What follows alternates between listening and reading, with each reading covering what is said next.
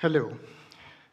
May I please invite all of you to join me on a short journey, one that you can take from the comfort and safety of exactly where you are. Let us please begin by thinking of the many wonderful people we met today. Try to think of the characteristics, the messages you would particularly associate with each and every one of them. And also think how you, in turn, would like to be remembered by those around you at the same time. And even as we are doing so, imagine if the lights in this hall begin to dim till it reaches a point of complete darkness. A spotlight is switched on, and its dazzling beam begins to play through the audience till it comes to rest, pointing directly at you. A shadow emerges from the darkness to say, hello, we are all waiting. We are all waiting to hear your exciting idea of how you can change this world, how you can make it a better place. The stage is yours. Please. What thoughts would have crossed your mind? Considering the sheer brilliance of the audience today, I would not be surprised if quite a few of you thought, "Woo, that was easy. I'll just talk about my day job because I do what I do so well and it brings so much benefit and entertainment to people. I would not have to change anything." Well done, you. But there may be others who feel degrees of a disjoint between what we do or what we are forced to do in order to make a living and what we would love to do if only we are given the opportunity to do so. I believe that we are all individuals. We are unique. We are unique because we are born with unique skills. We are born and placed in unique circumstances where if those skills are utilized maximally, we can bring about change that others cannot even begin to think about. And yet, sadly, we are also born into a world that is hell-bent on amputating away those special skills, on grinding our individuality into dust, recasting us in molds, and stamping us with labels, burdened with expectations that we were never naturally designed to fulfill. Think of it. Literally, within years of birth, we are all carried to that start line, shown a distant finish line, and told, run, when we can barely walk.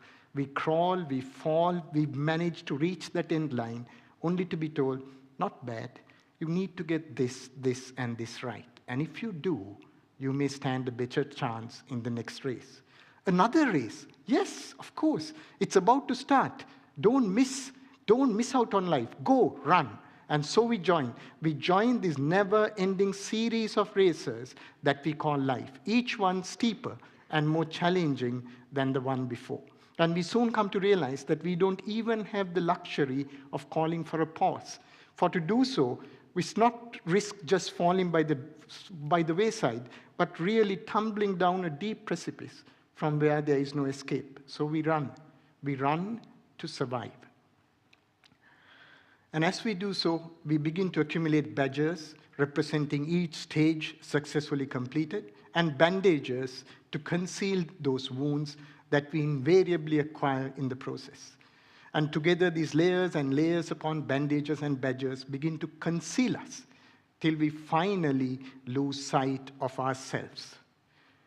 We lose our values, our inner skills, our self-worth, and with that, the ability to appreciate the beauty of those around us.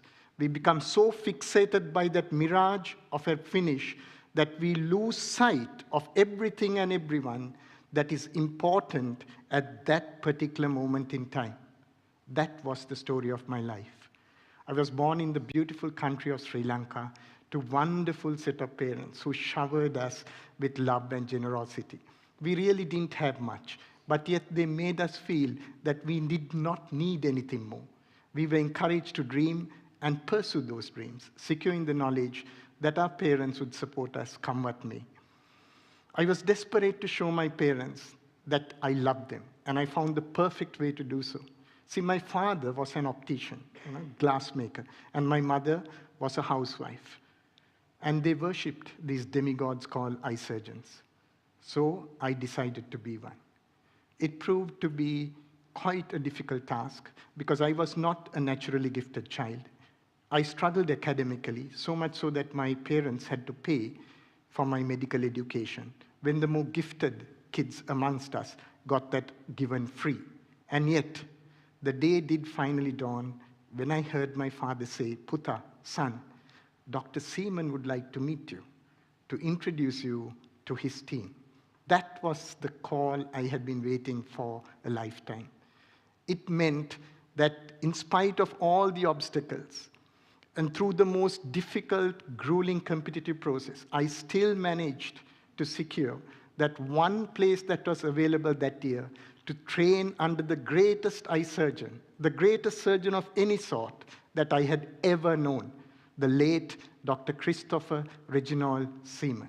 I remember going with my dad to his brand new hospital, being shown around from floor to floor till we reached the topmost floor of all, with the doors to the most hallowed of chambers, the eye theaters themselves. Now, my dad and I had spent many a long evening speculating on what a bespoke eye theater would look like. And this was our opportunity to see one as guests of one of the most celebrated exponents of that noble art. Dr. Seaman said we normally strip to our underwear and put on layers and layers of clothing in order to ensure we do not carry even a speck of dust, because that could potentially blind someone. But today, we have finished the day's theater list, and we are just about to start the process of preparing it for tomorrow. So all you have to do is remove your shoes. We'll give you some boots, some overalls, caps and masks, and in we go.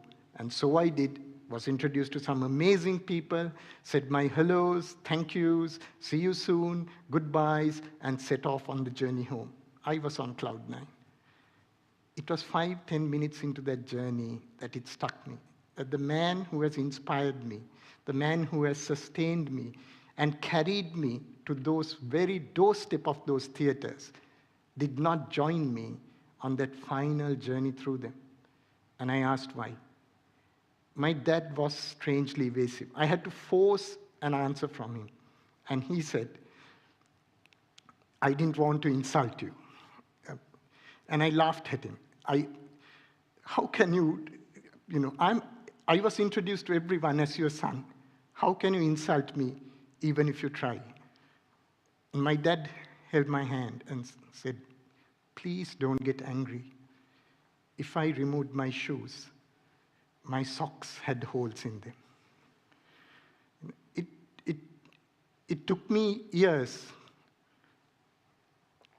It took me years to recognize the significance of that moment, to recognize the magnitude of the sacrifice made by my parents so that I could live my dream, and to recognize the depths of heartlessness that I had fallen to be oblivious to the pain I was causing them.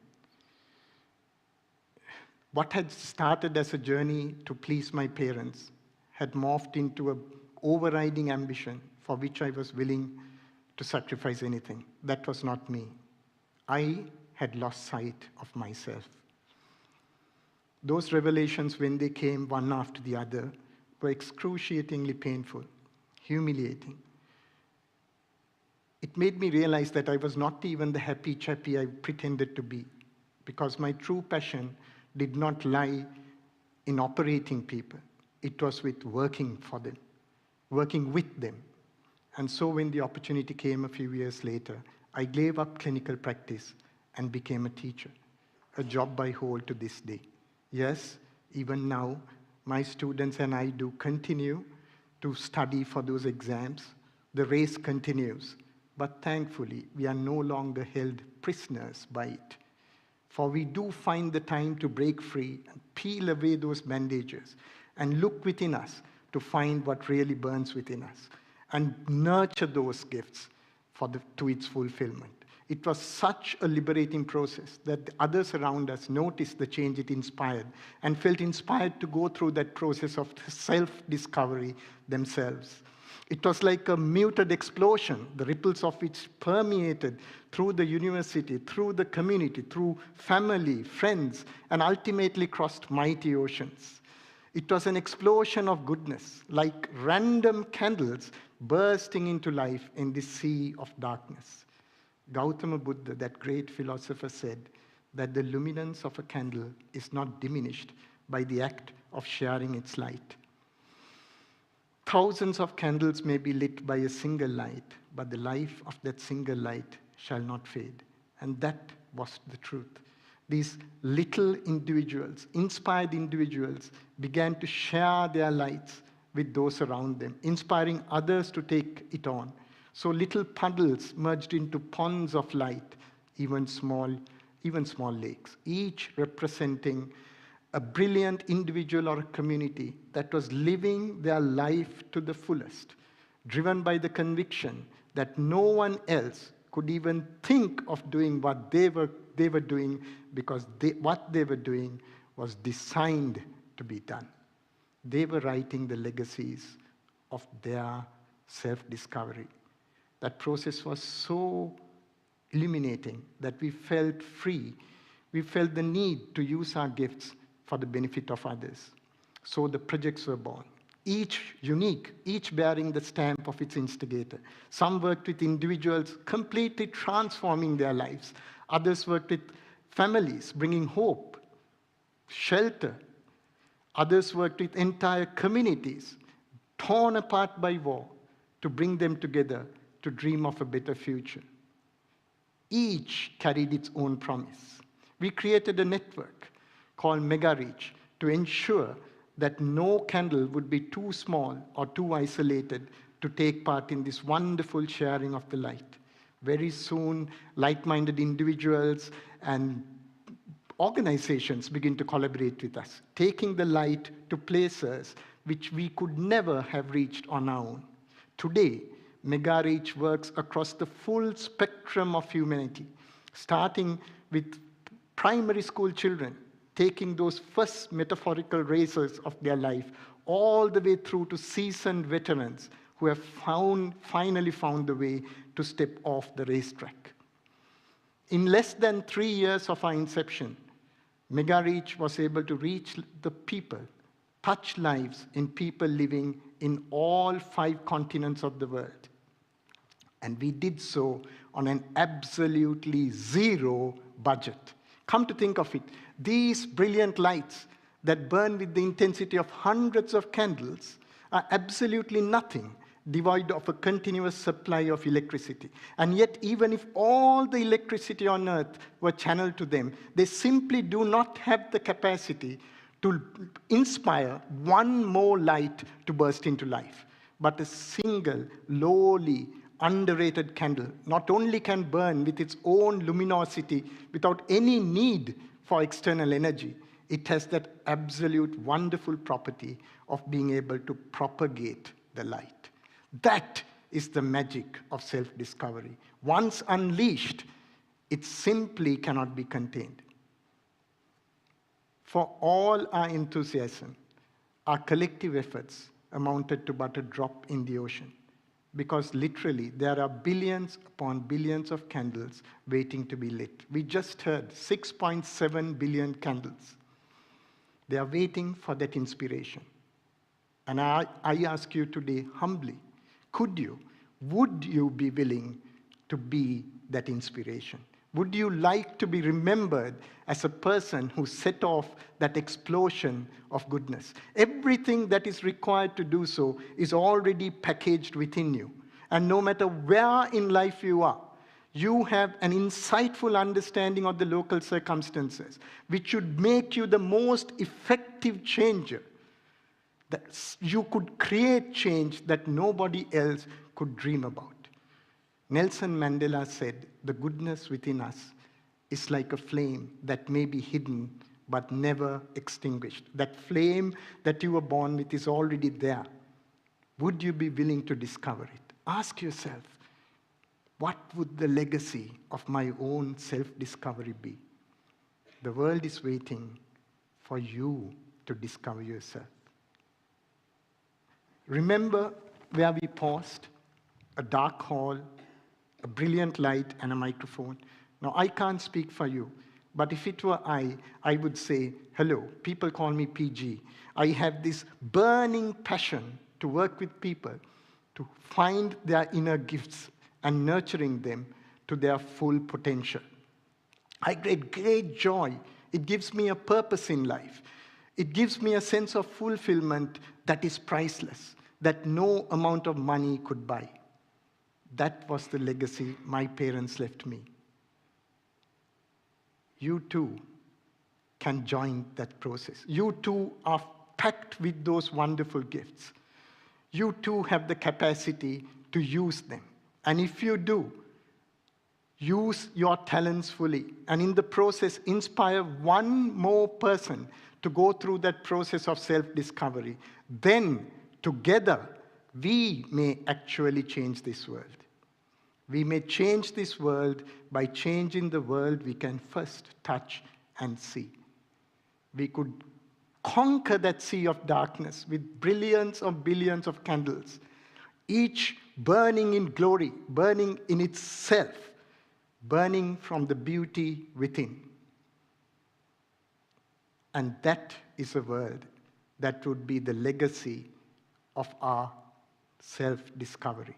That could be the world we could leave to the next generation. Just imagine, please imagine, what a beautiful world that would be. Thank you.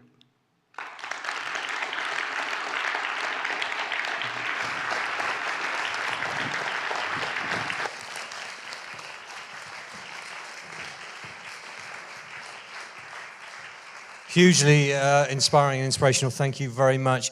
Ladies and gentlemen, that brings us to the end of our TEDx at the University of Plymouth. I'd like to thank everyone who's followed us via the live stream. I'd like to thank you as our live audience. You've been fantastic. I'd also like to pay tribute to all of our 9 speakers who have been absolutely brilliant this evening, truly inspirational, and certainly lining up with the Spirit of Discovery theme. Could you give them one last round of applause, please, ladies and gentlemen? Thank you.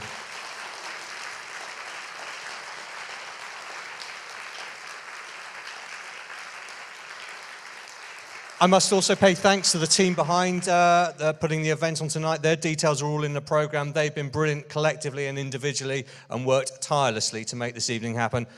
All that remains for me to say is please do look out for our TEDx events that will be happening throughout the rest of the year. And for you as an audience, please have a very safe journey home. Thank you.